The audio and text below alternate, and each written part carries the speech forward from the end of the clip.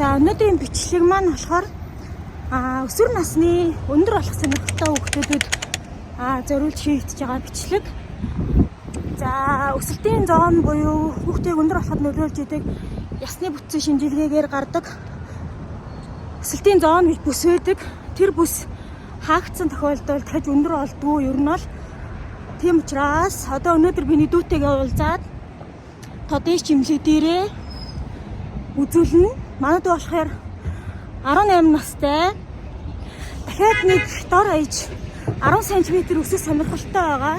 Тэгэхээр яг өсвөр насны хүүхдүүд маань өсөлтийн зоон хаагдсан ч гэсэн дахиад нэг 5-10 см өсөх боломж байд юм уу байдгүй юм уу гэдгийг мэрэгжлийн эмчээс нь буюу манай тодыш өсөлтийн клиникийн эмнэлгийн цэрний эмчээсээ бүгдээрээ гой бүр дэлгэрэнгүй зөвлөгөөг авахар явж байна.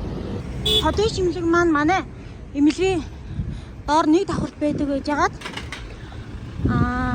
их найд тодтолтооны төвийн зүүн өндөр буюу энэ харагдаж байгаа барилгын 13 давхарт өөрсдийн гэсэн шинэ эмнэлгээ нээгээд маш тогттой тухтай эмнэлэг нэгэ гарсан байгаа.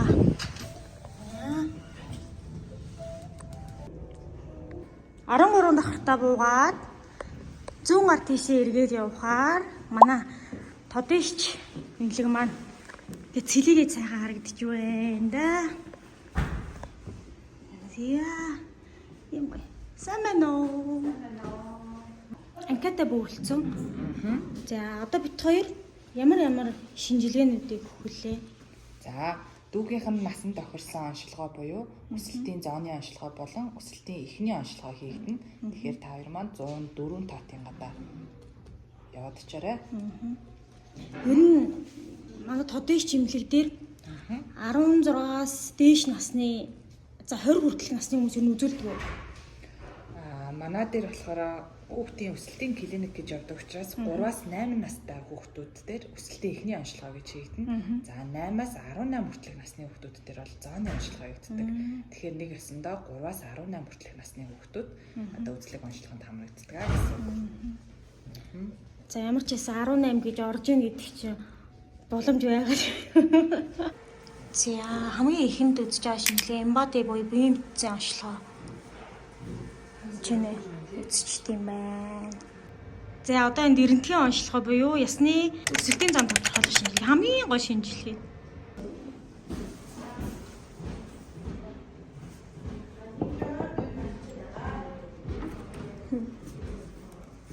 Сайн байна уу? Яг өсвөр насны хүүхдүүд дахиад нэг 5-10 см өсөх боломж байвал гээл аюу гоо хүсээд идэв шүү дээ. Тийм боломж ер нь бол хэр байдаг вэ гэдэг талаар. За одоо тэгэхээр эхлээд хүүхдийнх нь гар сарны эрдэнэтгийн зургийг авсан байгаа. Өсөлтийн 100 хэсгийг үзсэн байгаа гэсэн. За ингээд энэ дээр ер нь цаашид өсөх боломж байна уугүй юу? Ер нь удмын хувьд хэр зэрэг өсөх боломжтой. Одоо энэ хүүхэд ер нь цаашид хэр зэрэг өсөх вэ гэдгийг тодорхойлоод гаргаж ирсэн байгаа. За тэгэхээр энэ дээр хэдүүлээ яриад дүнлэгээд явчих яагаа. Өндөртгөө хичээлийн ачаалал хэрэг 8 см өндөртэй 72.5 кг жинтэй байна. 2007 оны 5 сард төрсэн хүүгүүдтэй өсөлтийг харьцаж үздэг. 7 оны 5 сард төрсэн 100 хүүг 1-100 хүртэл жигсаа зөксөрчөөд доороос нь 50 дахь хүүг дээшээ 75 дахь хүүгийн хооронд жигсчээ хэвэн байна гэж үнэлдэг бол бит хоёр өндөрөөрөө 75-аас 90. Дундаж өндөртэй хүүгүүдээс өндөр өсөглөө байх нэ. За ингээд 188.5 см хүртэл дээш нэмэгдэх боломж байдгаа гэсэн.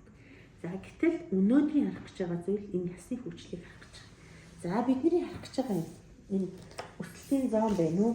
Одоо яг энэ байдлаар зураг авлаа. Ингээд энэ нээлттэй байгаа энэ өсөлтийн зооныг л гаргаж ирэх гэж байгаа. За гэтэл хоёрын яах нь энэ өсөлтийн зоон харагдчих. Тэгэхээр ямар ч байсан яах нь энэ үе насны хүүхдүүдийн өсөлтийн хувьд удаашрсан байдаг. Жилийн өсөлтний 1-2 см рүү шилжсэн байдаг боловч энэ харагдаж байгаа зооныг ашиглахад өндөр нэмэгдэх боломжтой гэсэн. Өсөлтийн зоон бүрэн хаагдаагүй өсөх боломжтой байгаа гэсэн. Гэхдээ удаанаар нойрчин ч юм уу, хоолтон ч юм уу, хөдөлгөөн ч юм уу нэмээд ууж байгаа витамин тохирох юм бол 3-5 см өсөх боломж байна.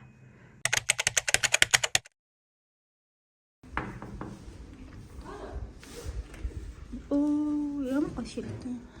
Сайн байна уу? Сая үзлэгээ хийлгчлээ. Тэгээд одоо энэ дээр манай үстэй шинжлэх ухаантай. Оо, одоо 18 настай хүүхэд өсний эдийн шинжилгээ өгч болно тий? Бүх насныхаа өгч болно. Жирэмсээ өгч болно. Бага насны 2 нас дээш насны хүүхдэд өгч болно гэсэн. Тэр нь солонгос ч гэсэн төрсний дараах хүүхдэд өртөшөөд өгдөө шүү дээ. Өсний эдээс 14 дээгүүр төртөл 16 төрлийн эрс минерал гаргадаг. Тэгээд эмнэлэг маань сэргийн засахтай гэж яриадсэн шүү дээ. Тийм 2 эмчээ ажилт юм байна. Их налхас их хүүхдийн эрүүл мэндийн төвд олон жил ажиллаж исэн. Туршлагатай эмч ажилт юм байна. Гэтэ эмч маань одоо хүнтэй байгаа учраас хаалган төгсөхө боллоо. Энэ хэсгээс айгүй хөөрхөө. Энэ хэсэгт хүүхдүүд маань үзүүлчихэд эсвэл одоо нэг цагаа хүлээж авах хоорондоо зураг зурж болдог. Зураг зураад захиа бичээд энэрийг бүгдээрээ ингээ хүслийнхаа хөөрхөн юмнуудыг наадаг байх нэ. За энэ манай өдрийн эмчилгээний өрөө гэж байна. Ямар гоё. Таны ажил сайн уу? Сайн миний ажил сайн. Манай өдрийн эмчилгээний өрөөнд нэмэх үү? Өдрийн эмчилгээнд бүр яралтай тусламжийн бүх юмнууд байгаа юм шүү дээ. Бүх томд төхөөрөмжүүдтэй. Нэмэнэ. Яралтай тусламжийн бүх хэрэгслүүд, бүх юм байна. Яралтай энэ шкаф байна, энэ тарианууд. Вау. Тийм маань бас нэг онцлог кабинет өрөө бол энэ байна. Би нэг нэгцснээс нь хойш юусоо ирж байгаагүй юм байна. За энэ болохоор физик эмчилгээний өрөө буюу утлаг эмчилгээ, шарлага эмчилгээ, тэгээд УЭЧ, искра гэдэг хүүхдэд шаардлагатай ханиад томооны олон хатаг буглаа гарсан уушигны хатгалгааны үед хийгддэг бүх төрлийн физик эмчилгээнүүд байгаа. За энд болохоор энэ аюу гоё. Энэ одоо айгүй хэрэгтэй. Хөдөлгөөн заслын ийм кабинет гэсэн үг. Энэ хөдөлгөөн заслын кабинет болохоор ерөнхий бүх тогтчоосон загварууд нь бүгдээрээ солонгосын жишгээр хийгдсэн. Энэ дардаа энд ингээл хэвтүүлж байгаа л одоо булчингийн саажилттай, хөдөлгөөний дутмагшилттай, булчингийн чангаралтай хүүхдүүдэд булчин суллах болон саажилтыг багасгах эмчилгээнүүд хийгддэг. Ингээ бариа засал бүх юмнууд нь бол хийгднэ. За эндээс ингээ онцлог нэг сандал морь. Энэ аюу гоё. Энэ болохоор булчингийн саажилт болон сулрлаас шалтгаалсан өөрчлөлттэй үед энэ сандал дээр сууж эмчилгээ хийгддэг юм байна. Тэгэхээр нөгөө хүүхдийн хэвлийн булчин ажиллахгүй байгаа. Тайлны булчин мөн дээрээс нь гуйны булчин, гуйны гадна тал дотор талын булчингуудыг бүгдийг зэрэг ажиллуулж өгдөгөөр давуу талтай гэдэг юм байна. Энэ нь тэгээд бас нөгөө юу юм бэ? Хит ягаан туяагаар асдаг юм байна. Ийм гоё. Энд ингээ бас нэг арай өөр төрөл нь. За тэгээд ийм аппарат байна. За энэ болохоор хөдөлмөр засал эмчилгээний өрөө маань байна. Ийм гоё. За энэ дээр болохоор янз янзын одоо нэг эвлүүлдэг тоглоомуудыг эвлүүлэх, тэгээд зураг зурах, тоглоомоор хүүхдийн оюун санааг хөгжүүлэх, оюун ухааныг хөгжүүлэх эмчилгээний өрөө байна. Хөдөлмөр заслын өрөө байна. Энэ гутлнуудыг болохоор миний энэ бичлэгийг үзсэн шаардлагатай хэрэгтэй байгаа нэг хүүхдэд бэлэг болгож өгье. Тэгэхээр ямар хүмүүс юу авах вэ гэхээр хөлийн улан номгүй хүүхдүүд мөн шилбэний булчингийн одоо буруу хөгжил, гიშгэлт буруу байх, булчингийн ямар нэгэн өөрчлөлттэй тохиолдолд ийм гутал одоо жишээлх юм бол гадуур маш үнэтэй, дээрээс нь нэмээд маш ховор байдаг учраас шаардлагатай гэвэл нэг хүүхдэд энэ гутлыг бэлгэлье. Тэгэхээр яаж одоо шалгуур ангаж бэлгээ авах вэ гэхээр та манай тодыш хүүхдийн эмнэлгийн мэрэгжлийн эмчид үзүүлээд шинжилгээ онцлогоо хийлгээд энэ хөлийн хамгаалтыг зөв шаардлагатай байна уу гэдгээ онцлуулсны дараа авах боломжтой байгаа шүү. Энэ бас гадуур нэх их олдоод байдгүй юм байна. Хөлийн шилэг болон шагаа хэсгээр буруу гიშгэлттэй дээрээс нь нэмээд хөлийн уул нь ном байхгүй буруу гიშгэлттэй буруу явдаг үед ерөнхийдөө бол энийг эмчийн заалтаар иймэрхүү нөгөө бэхлэгийг зүүдэг. Тэгэхээр энэ бэхлэгийг болохоор нэг хүүхдэд бэлгэлье. Тийм. Гэтэ эдгээр бүр цоо шин биш шүү. За ийм байна. Нара. За энэ болохоор ингээ зөндөө олон янз байна уу. Ийм бас кет байна.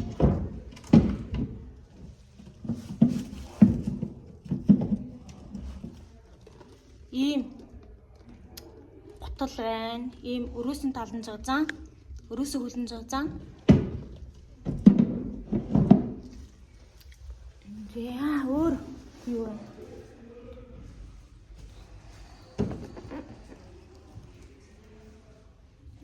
Ийм өрөөсөө хөлнөө өрөөсөө хөлн богинохон тохиолдолд зүүдэг ийм бас бэхлэгээ байна. За тэгэхээр хэрвээ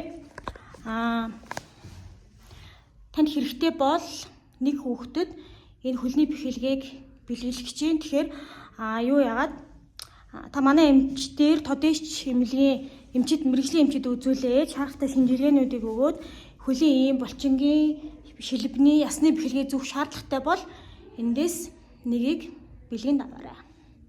Ингээд өнөөдрийн влог дуусгаж байна. Дараагийн влогоор уулзлаа. Түр бай.